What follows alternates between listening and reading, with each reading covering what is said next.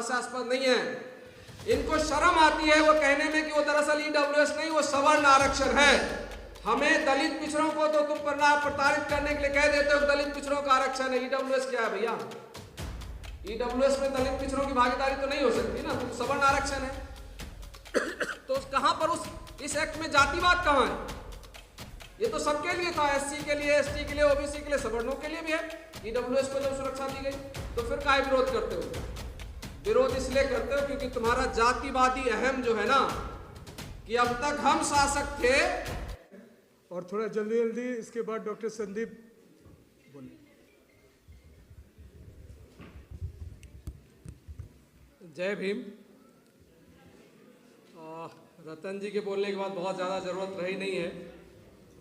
कुछ साजिशें हैं जिनको ज़रूर खोलने की ज़रूरत है, इसलिए मैं 2-3 मिनट ही लूँगा, ज़्यादा समय नहीं लूँगा। और जो मुद्दे पीछे रजिस्टर्ड है उस पर काफ़ी लोगों ने बोला है। अभी जो महत्वपूर्ण चीज़ है, क्योंकि नई घटना है ये यूजीसी रेगुलेशंस का जो अभी मामला है, मैं उस पर 2-3 चीज़ें आप सबके जहन में लाना चाहता हूँ। और महिला शक्ति बैठी है, जब मैं अभी आया था और ज़्यादा संख्या थी, मुझे काफ़ी अच्छा लगा।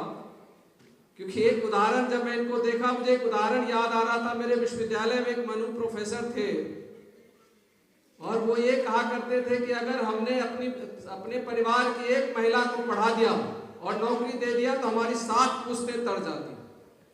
तो इसलिए माताओं बहनों, मैं आपसे ये जरूर निवेदन करना चाहूँगा कि आपकी बड़ी भूमिका है अपने घर में, जो रतन जी बार बार कह रहे थे कि अपने बच्चों के परवरिश में ये सारी चीज़ें आप जो यहाँ से आज सुनकर जाए उनको जरूर डालें।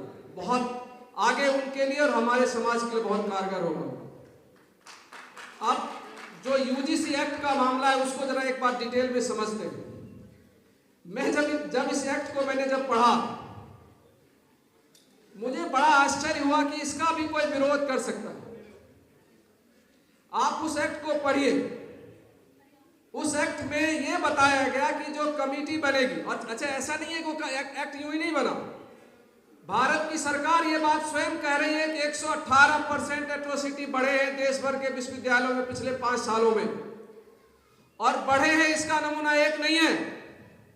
नाम आप गिनते रहे, रतन जी है, सूरज जी है, ये सब उसके उदाहरण है। आपको पता हो या नहीं, सूरज जी का प्रमोशन आज से 15 साल पहले हो जाना चाहिए था, अभी जाकर हुआ है, वो भी जब पार्लियामेंट्री कमेटी ने इंटरवीन किया। मैं गुटा का वाइस प्रेसिडेंट रहा हूँ, मुझे पता है कि सूरज जी या रतन जी के प्रमोशन के लिए जब मैं वहां बात करता था तो किस तरह के रिएक्शन आते थे।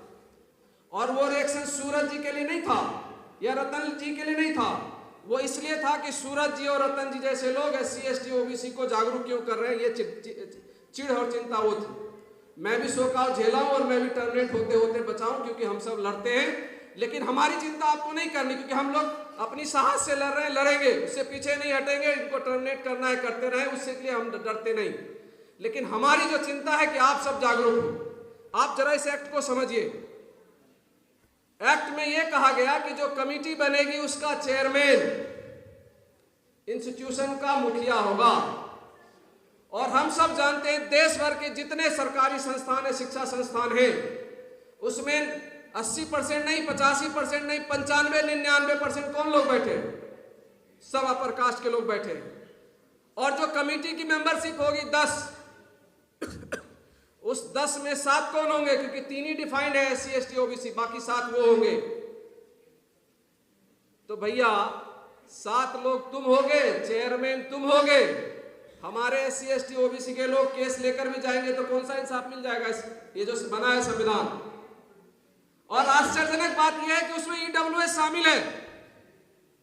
ये एक अनोखी जाति है। और मैं बार बार जब EWS का नाम इकोनॉमिक वीकर सेक्शन दिया जाता है तो इससे कुछ हास्यास्पद नहीं है। इनको शर्म आती है वो कहने में कि वो दरअसल EWS नहीं, वो सवर्ण आरक्षण है। हमें दलित पिछड़ों को तो तुम प्रताड़ित करने के लिए कह देते हो दलित पिछड़ों का आरक्षण है। EWS क्या है भैया? EWS में दलित पिछड़ों की भागीदारी तो नहीं हो सकती ना, तो सवर्ण आरक्षण है। तो कहां पर इस एक्ट में जातिवाद कहां है? ये तो सबके लिए था, SC के लिए, ST के लिए, OBC के लिए, सवर्णों के लिए भी है। EWS को जब सुरक्षा दी गई तो फिर काहे विरोध करते हो? विरोध इसलिए करते हो क्योंकि तुम्हारा जातिवादी अहम जो है ना, कि अब तक हम शासक थे, जो हमारे नीचे बैठा करते थे, वो विश्वविद्यालयों में आकर हमसे आंख में आंख मिलाकर बात करेंगे, चिंता उनको इस बात की है। और ये हम सबको समझना है।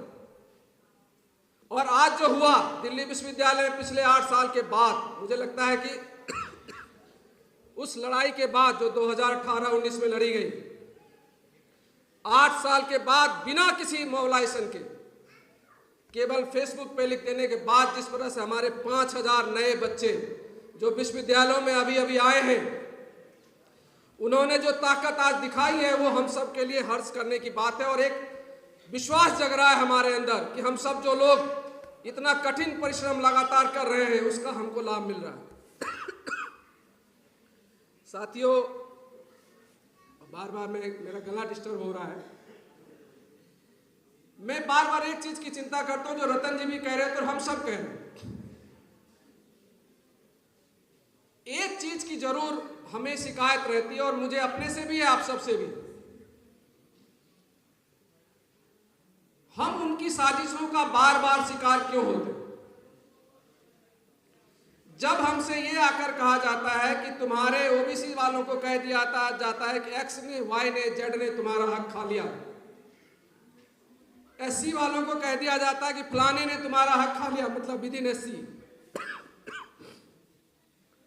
और एसटी वालों को कहा जाता है फलानी जाति ने तुम्हारा हक खा लिया, तो हम सब उसको मानकर आपस में जो ये झगड़े शुरू करते हैं, वो वहां के बजाय हम सब ये क्यों नहीं पूछते कि तुमने कितना खा लिया हमारा 15% वालों, तुमने 95% जब खा लिया, तो जिनके तुम नाम ले रहे हो वो तो 5% में हिस्सेदारी कर रहे होंगे ना।